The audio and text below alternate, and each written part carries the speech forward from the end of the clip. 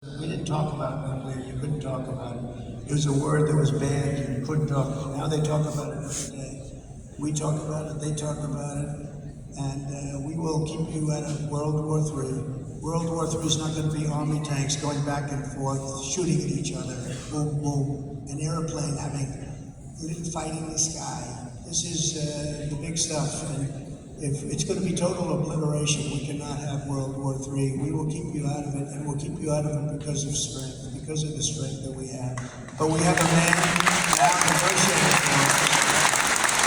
We have a man now negotiating for us who truly can't speak. He can't put two sentences together. They ask him a question in a news conference. He has no idea what the hell they're talking about. And when you look at what he did and what he says, even to Russia, when they did attack Ukraine, the way he spoke was so bad. I said, I think it looks like that's going to happen because what he's saying is so bad. It's the exact opposite of what you should be saying.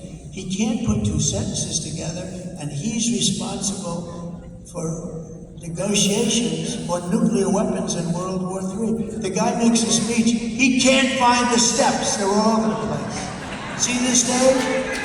This stage has 1, 2, 3, 4. Most stages have more than that. But in New Hampshire, they want to cut back on the costs a little bit. So they only give me 4 options. But when I'm finished, I actually pick one of the 4. He can't find the stairs. And if he finds them, he can't get down them. The whole thing is not good. Can you imagine President Xi Jinping? They hate when I say that. He controls 1.4 billion people rather ruthlessly. Right? Can you imagine when he sees this guy walk into an office? I wonder what he's. I'd love to be a fly on the wall. I'd like to hear what they. I will tell you. Number one, they can't believe it. But our country is in great danger. Most dangerous because of weaponry and because of where we are and all of the things that are happening. Again, Ukraine wouldn't have happened. Israel wouldn't have been attacked. Inflation wouldn't have happened. Oil price wouldn't have gone like that. Part of the reason that Russia can go in because at $100 a barrel, Russia's making a fortune. They'll be the only country to make money during a war. It's very expensive. But because of that, they drove it up. And this guy has no clue as to what's happening. We're at the most dangerous point in the history of our country, in my opinion. And unfortunately, I've been right a lot of times. Remember the hat that goes, Trump is always right? I have been just about right. He said all the time, I have been right. And I don't want to make that prediction because I don't want it to be a prediction, but there's a real chance that we could be in a world war and it won't be like any other. Together we achieved the most secure border in U.S. history. We built 561 miles of border wall and got Mexico to give us 28,000 soldiers free of charge. 28,000. I don't know now. It's a good time, and it is a Saturday afternoon, and everyone is like, what the hell are we doing on a Saturday afternoon? Does anybody want to hear the snake? Should I do the snake? Those beautiful ladies from North Carolina, they've seen about 100 rallies. I don't know what the hell's going on with their husbands. Are your husbands? Do the husbands have a little problem with it? Should I do the snake? No, they've come to 100 rallies. This is their 100th, and they're incredible. They have a group of about actually 50 of them, and we appreciate it. How are we doing? How are we doing in North Carolina? We're doing good. I think we're doing good everywhere. You know why? Because number one, I did a good job, but also when you compare it to the incompetence that we have right now, there's more spirit right now than we've ever had before. So this is sort of a metaphor, and this is about people coming into our country who are going to be a disaster because they come from jails and prisons, they come from mental institutions and insane asylums. They always say, sir, please don't use the term insane asylum.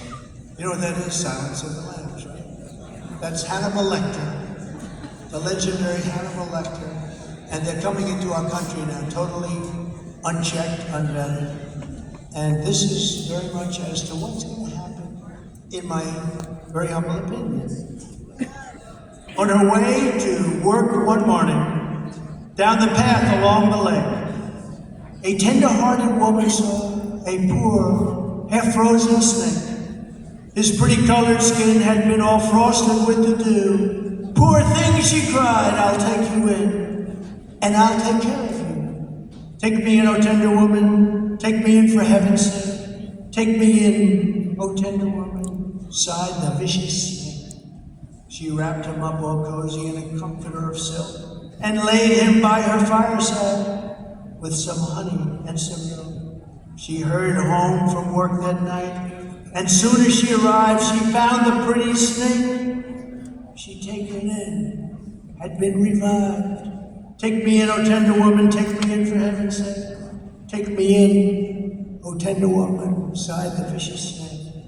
She clutched him to her bosom. You're so beautiful, she cried, but if I hadn't brought you in by now, you truly would have died.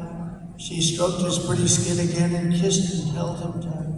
But instead of saying, thank you, ma'am, the snake gave her a vicious bite. Take me in, O tender woman, take me in, for heaven's sake. Take me in, O tender woman, sighed the vicious snake. I saved you, cried the woman, and you've bitten me, but why? You know your bite is poisonous, and now I'm going to die. Shut up, silly woman, said the reptile with a grin. You knew damn well I was a snake before you took me in. Does that make sense?